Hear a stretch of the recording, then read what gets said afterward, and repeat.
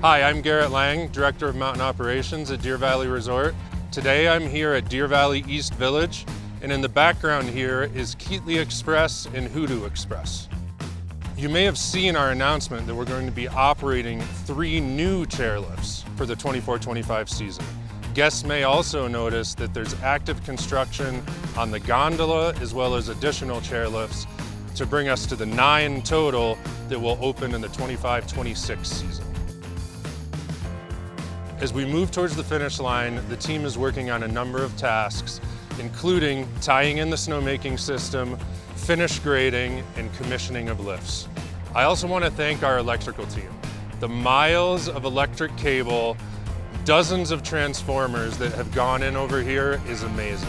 And without power, none of this runs. So big thank you to that team.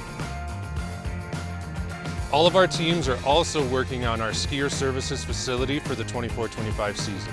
We'll be able to offer ticketing, limited rentals in ski school, a ski corral, because that's a big part of the Deer Valley difference, as well as restrooms.